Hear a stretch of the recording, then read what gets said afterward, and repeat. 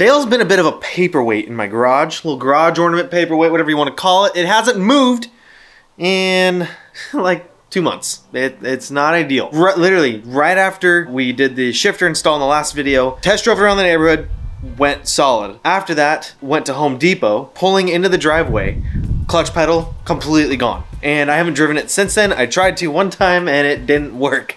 So, got the old man here today. Before we decided to tear apart the rear end of the car, we're going to swap out the clutch master cylinder. It might fix it, it might not. An OE replacement at AutoZone was 50 bucks, so it's worth a shot to see if we can just get it done. I do want to mention real quick though, the reason we're trying the clutch master cylinder is because the throwout we know is dying.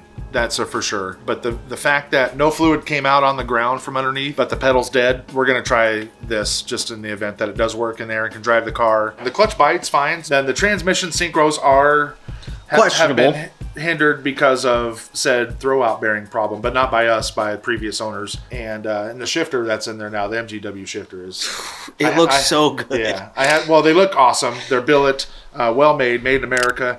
And I had one in my Camaro, and it changes the driving feel for the better by tenfold. It's such a fun shift. I wish I knew what that was like. Well, you shifted it like 4 or 5 times. Yeah, that's not enough. Anyways, it'll be all right. I gotta get this car up and see if this works.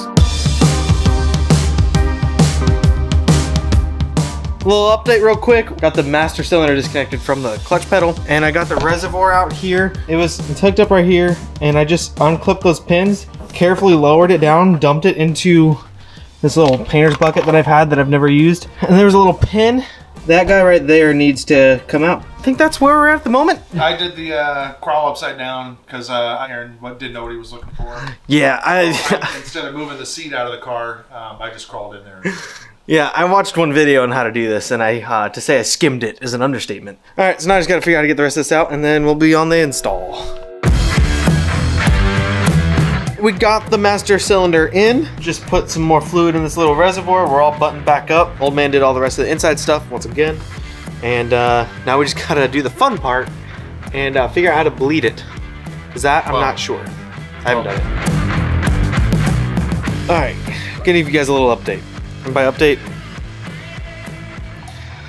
it's been a long day. The day we replaced the master cylinder, we were realizing, well, the whole exhaust has to come off and get the belly pan off that's above the exhaust to reach the bleeder valve, which is above the bell housing. We realized to get the exhaust off, we need 2 more jacks because the car is so low already that I couldn't reach. You physically couldn't get a hand far back enough to unbolt the last couple of bolts to release the exhaust, essentially. I only have 2 jack stands. Like I've said a million times, I'm new to all this stuff, so the lack of tools and resources is real. However, my dad's been working on cars for a long time and has a ton of tools that he always lets me use and borrow. That being said, we were like, no problem, kind of a bummer, but you know, we'll finish this another day. We ended up getting the other jack stands, and there hasn't been a good moment for him to come over and help, which isn't a problem. So I was like, you know what, this is pretty easy at this point. I'm just gonna go do it myself. It's fine. So last night I got the car in the air, unbolted the entire exhaust, got the belly pan, exposed the bleeder valve. I come out this morning, the exhaust is completely unbolted. It's sitting on the floor.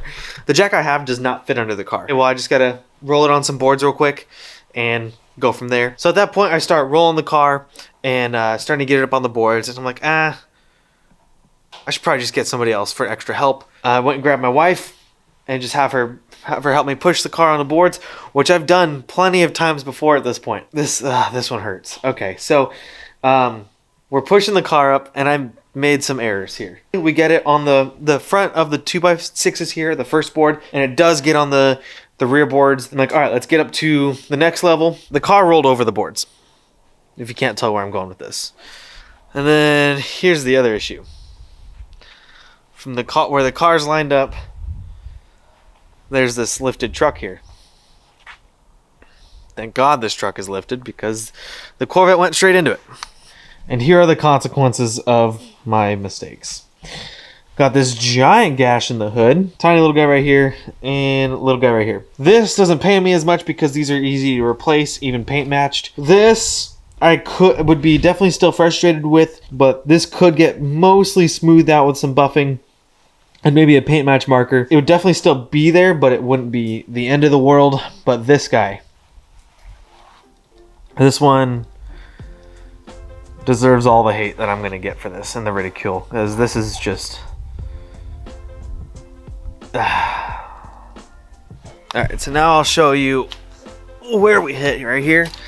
We went into this bolt, and this is what caused the scratch on the side. There's this little guy and this bolt. To say this sucks really badly is an understatement. I've really done my best to take care of this car and make it look really good, but I made a massive error here. And the annoying part is that I've done it before, not pushed over the boards, but I've pushed a car onto boards before. Normally you drive up on them, so it's a lot easier because the car is able to get there on its own power, and you just got to be there on the pedals. I don't know why I'm telling this story other than the fact that I just want to be honest. Maybe help somebody else who makes the same mistake and does this to their Corvette or any car for that matter. Shit happens. You just gotta learn from it. And so that happened. That was this morning, and it took me a while to recoup myself and from not wanting to break stuff and throw things and go cry in a hole and sit there for the rest of my life. Because not only is this just frustrating, it's also embarrassing, man. Like this is avoidable. Like this is 1000% avoidable. I'm sure other people have stories like that too. At least I'm telling myself that as this goes.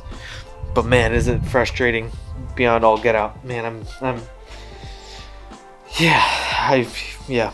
All right, so enough about the car. Let's talk about bleeding the clutch. So once I got the car in there, I spent a lot of time literally just trying to get a wrench to fit on the bleeder valve. All right, I'm gonna try and show you what I've got going on down here. The torque tube is right here. There's all these lines right here, and behind those lines, okay, right above that bolt is a black nut, and that's the bleeder valve.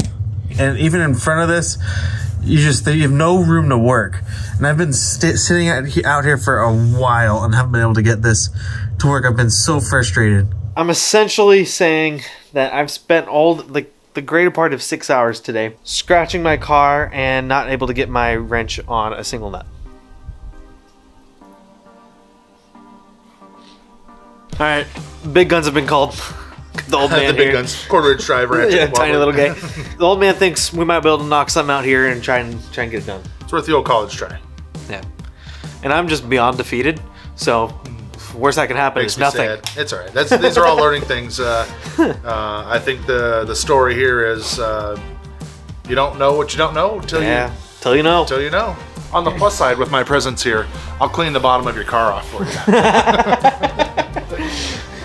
Looks like there's so much more room in the pictures. Yeah, seriously.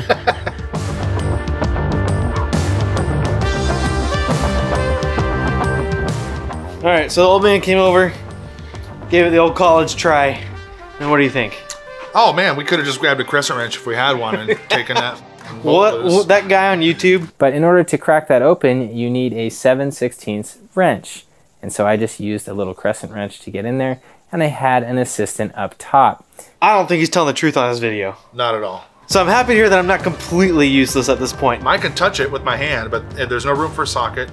Unless you have a wrench, like the 7/16 wrench that's bent or cut. Crow's foot might do it, but I don't have a crow's foot, so that's out of the play for now. But we're gonna put it back together. The car's been driving fine, so it kind of sucks. But now you know why there's 500 videos on YouTube about how I didn't do all of this to bleed my clutch. Because there's the infamous like Ranger method where you just suck all the fluid out, which we've done that before. So we just wanted to get an actual good bleed. Because after one drive, generally speaking, the fluid just goes back to black. Now since putting in the new master cylinder, the fluid isn't that bad, and I've done a semi-decent amount of driving on this. Now, is that great? No, but it used to be like pitch black.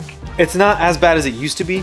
Now, are we still gonna probably suck it all out and try and do the Ranger method a handful of times? Probably. But this whole bleeding it with the OEM clutch setup, it's a joke. It's an honest joke. Yeah. It's stupid.